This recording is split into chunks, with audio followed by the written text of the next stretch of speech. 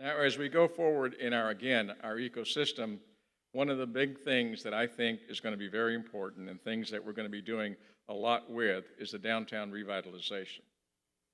You know, corridors have a potential like none other.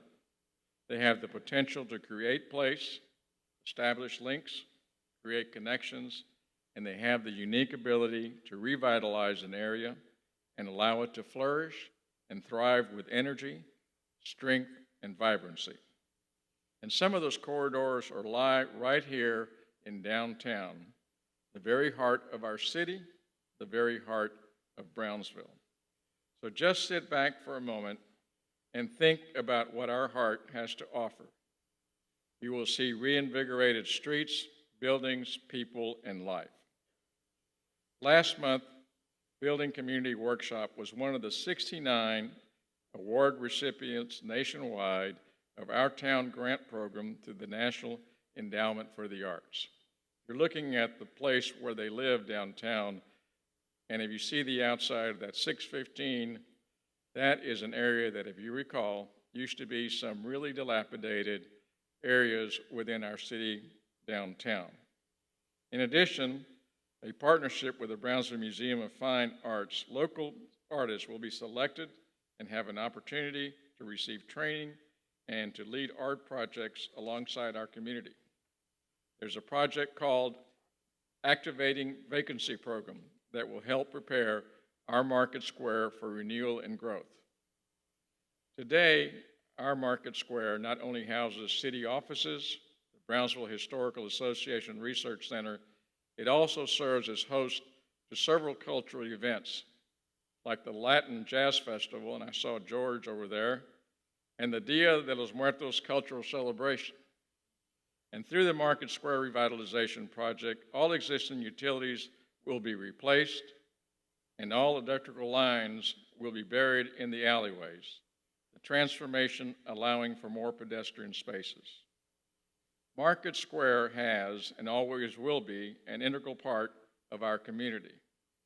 These projects and programs will further our efforts to revitalize our heart, our downtown, and create true public space, much as it was intended when the market was first built.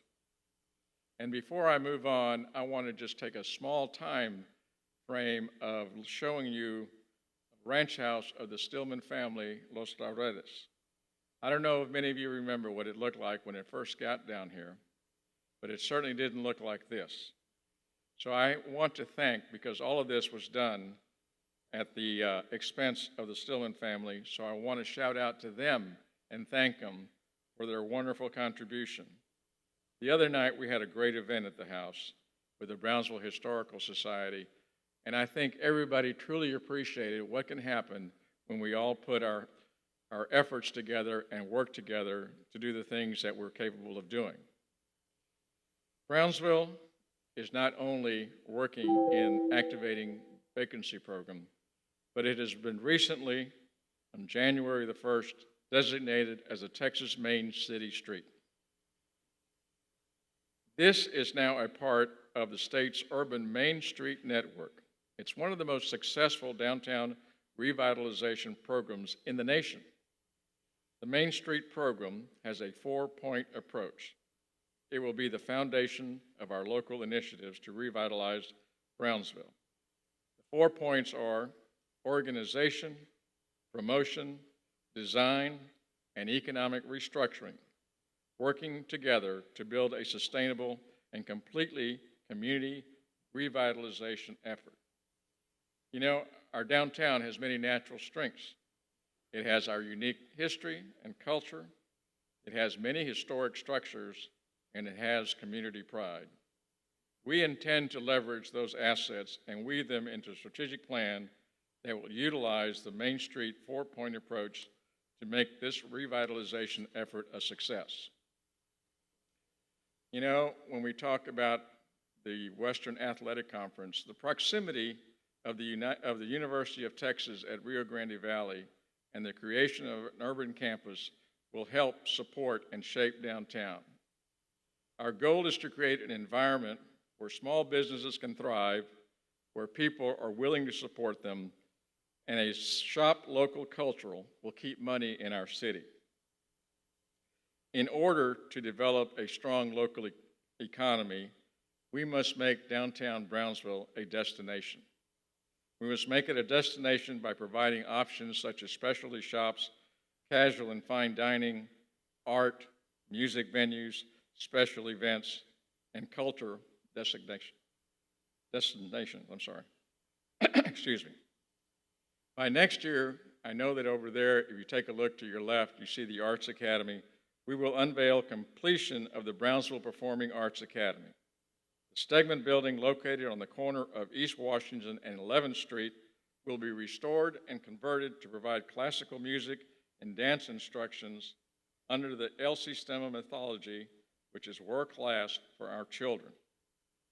Come 2017, Brownsville Society for the Performing Arts, in close partnership with UTRGV Music Academy and other classical music and dance educators, will provide the opportunity of a lifetime for our youth, regardless of their social, cultural, or economic backgrounds. In fact, in honor to highlight the children residing in Buena Vida neighborhood, one of our most economically disadvantaged communities in the nation, they will also have an opportunity to take part in this one-in-a-lifetime opportunity. And that effort couldn't happen with the great efforts that the Housing Authority of our city of Brownsville has taken. At this time, and I realize, Patricia, you said you don't want to be recognized, but we want to recognize Carla, Mancha, and all of her staff. So if you wouldn't mind, Carla, stand up your staff. Board, you sit down. Okay? How about standing up? How about a round of applause?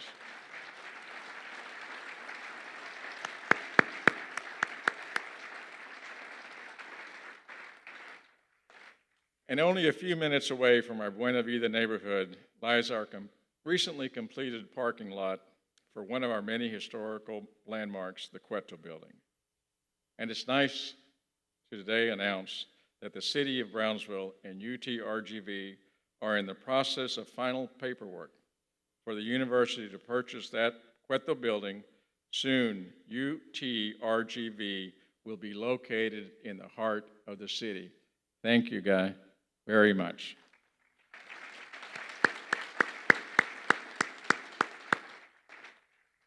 And I think by way of, again, it's kind of, I didn't have the time to do the video, Mr. President, but we had a specifically great honor. There's a building that today we had a groundbreaking, and it's going to provide us with classrooms and labs for music, chemistry, and other things. And it's going to be over, let's say, 100,000 square feet, somewhere in that vicinity, 102,000 square feet, I call it, and it's wonderful. So congratulations, and keep going forward. He also told me there's another building on the drawing board where his parking lot is, so we're going to have to find him some parking. So wish us well. Okay. Last September, and one of the things when we talk about parking, now this won't accommodate you, Dr. Bailey, but one of the things we did last year was we did have a ribbon cutting ceremony for La Plaza Brownsville parking facility, which is quite large. But I tell you what, the beauty of this is, a lot of people do come to me and say, what are you going to do with the downtown, and how are you going to provide parking? Well, if you take a look at this and you see what that happens on the 4th floor, you have a beautiful view of the entire city as well as Mexico. But not only that, besides having a wonderful view from the 4th floor of that particular parking lot, you have 190 parking spaces to accommodate the downtown area. So, what do you see and what can you say? You know that the heart of Brownsville, the downtown, is healthy, and the heart is beating stronger every single day. So, when we move that, and how do we incorporate that into our educational component within our ecosystem? Last month, I had the privilege of participating in the Seeking to Change Outcomes in Early Education press conference, hosted by Children at Risk, a nonprofit. We discussed the importance of improving the quality of pre-K, parent education, access to quality childcare, and student achievement in kindergarten through third grade. In January of this year, I accepted my Brother's Keeper Community Challenge on behalf of the entire city of Brownsville to ensure that all of our young people, regardless of who they are, where they come from, or the circumstances in which they are born, can reach their full potential.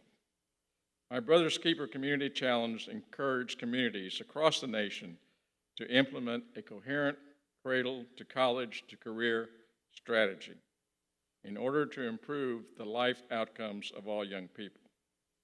And let me tell you, when we first took a look at this challenge, it didn't seem quite as awesome as it finally turned out to be. It wasn't easy. It took a lot of time, a lot of effort, and a lot of partners. And to make this challenge the success that it was and has been and continues to be, I am proud to say that it couldn't have been done without the 5 key organizations that spearheaded this movement. The city, our very own city of Brownsville, the Housing Authority again, the Workforce Solution Cameron, United Way of Southern Cameron County, and Keep Brownsville Beautiful. You know, Henry Ford said, if everyone is moving forward together, then success takes care of itself. We celebrated the launch of my Brother's Keeper Community Challenge Plan this past December with a very special guest and a dear friend of mine, Elias Alcantara. Elias is an associate director in the White House Office of Intergovernmental Affairs. That morning, he spoke to a group of about 200 eighth graders at Cumming Middle School.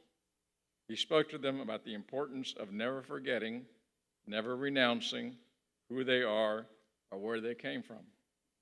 He told them, even with all the struggles, even with all the problems that we face, we never deny where you're from because you never know when it's going to come around and help you out. He spoke of the importance of mentorship, the importance of a role model, the importance of our youth, having someone they can trust, someone they can look up to. And I want to congratulate Cummings Middle School not only for hosting the ceremony, but carrying on the fruits of our labor. Dr. Sendejas, again, thank you so much for the introduction. And the BISD board, you've been recognized, and thank you so much. But several of them that were there. And when I look back and reflect, I think about Coach Joe Rodriguez, and again, a special personal shout out to you, Joe, because if anybody can say, I am Brownsville, I want to tell you it's Coach Joe Rodriguez. So round of applause for him, please.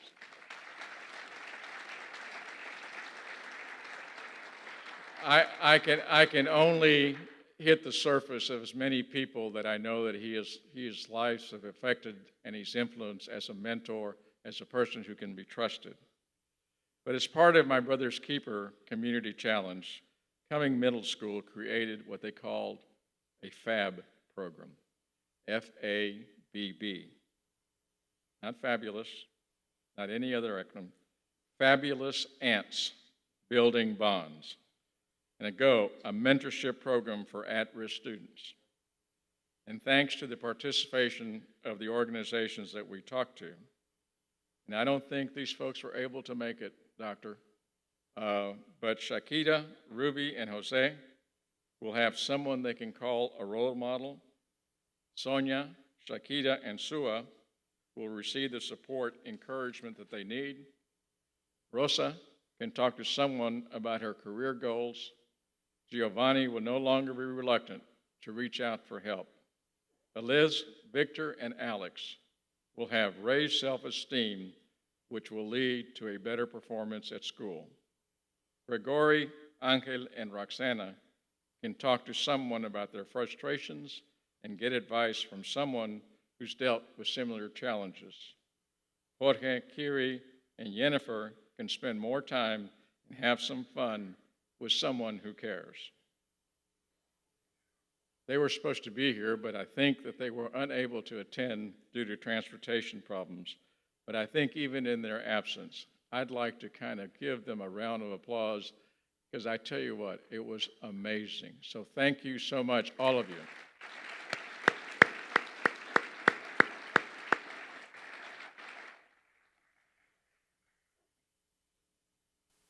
So as I sit here and we talk and try to wrap this up, and hopefully please look at the video. And as we journey forward,